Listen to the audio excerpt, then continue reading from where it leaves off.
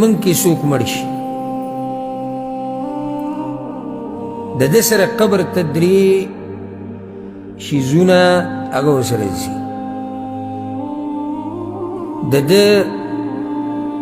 اهل عیال ملګري بچي خپلوان دا ورسره ځي او دا هم ګوره خوش قسمته سړی چې بچي او ملګري او خپلوان ورسره قبر پورې لاړ شي ګوره دا هم خوش قسمته دی نن سبا ځکه چې نن سبا داسې حالات دي دنیا خلک نشه کړي دي نشه کړي پلار مور ورور بچې ښځه دې طرف ته هم دومره توجه نشته که چېرته دنیوي څه مسله پکې راتله او دنیا ته څه فایده وه نو بیا دله د جنازو سره هم نه ځي ما تاسو ته مخکې ورځو کې دا خبره کړې وه چې یو ملګری د امریکې نه راغلی و او پارټۍ بعض ملګري پکې ناست وو ما سره هلته مجلس کې چې اوس دلته ناست دي او هغه ډېر دینداره ملګری و هغه وایي ما هلته خپل جومات جوړ کړی دی او د جومات سره ما د مړو د لمبولو ځای هم جوړ کړی دی ځکه چې هلته که مسلمانانو دا طبقه چې اوسېږي نو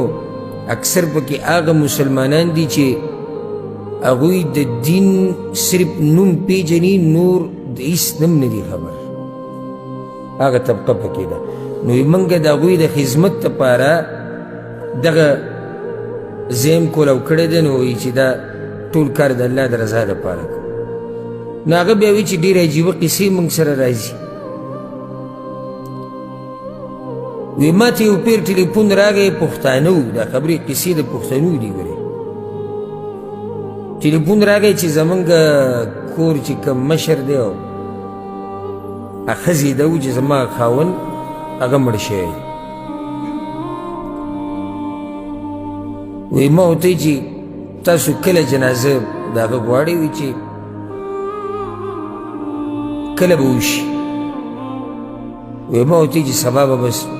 د هغه جنازه و سبا ته به موږ لمبولی یم یو موږ به یې راوړو پخپله موږ به یې ولمبوو بیا به سبا جنازې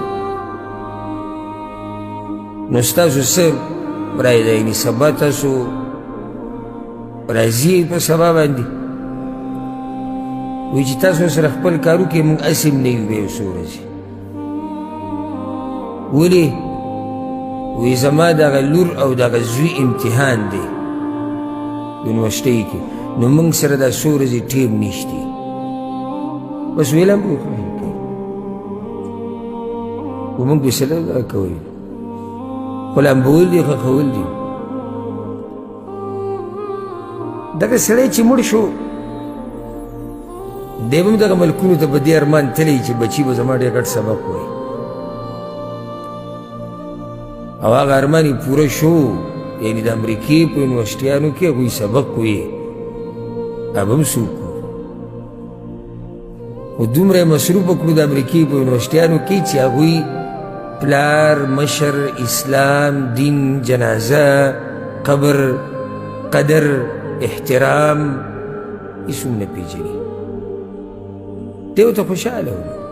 څه چې کري هغه به هغه به ریبي نو یو وی دا قصه و یو وی دا قصه و چې یو کس خپل پلار راوړو پوښتنو ګاډي کې وي دی مړ شوی دی که تاسو یې ولمبوئ او کفن دفن دا خدمت وي ما وایي چې صحیح وایي موږ سړی وردننه کوو وایي زوی ګاډي کې کېناستو روان شو وایي موږ وایي ته چېرته ځې وایي چې زما ضروري کارونه وي بس زما دغه کار و چې ما دلته راورسه نو بیا موږ ولمبوو موږ پې جنازه وکړو بیا موږ ښخ نو چې نن سبا دی په جنازه کې بچي ولاړي او خپلوان او ملګري نو دا هم خوش قسمته خلک مؤمنان موحدین چې په جنازه کې ځکه چې موږ حدیثونه ذکر کړي که نه مشکات په درسونو کې نږدې ورځو کې چا په جنازه کې څو موحدین څلوېښت او بل حدیث کې سل او په بل کې 3 صفه دا سړی الله بخلي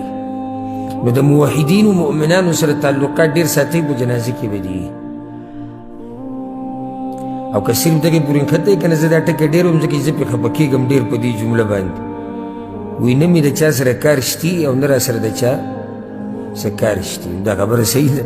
چې ستا د چا سره کار نشته نو په تا څوک څه کوي ته کوم داسې قیمتي کاڼی راغلی چې خلک درپسې ګرځي چې ستا څه کار نشتي زموږ د سره هم څه کار نشتي ستا زموږ سره نه لګي زموږ د سره هم نه لګي ته نه کوې موږ سره کوم خیر دی جو خو ته نه غواړې نو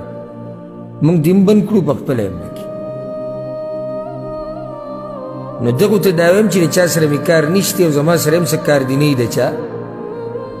دوی ته دا وایم که مړ شو ته به خپله جنازې به یې لیدی نه شي خو خبر به شي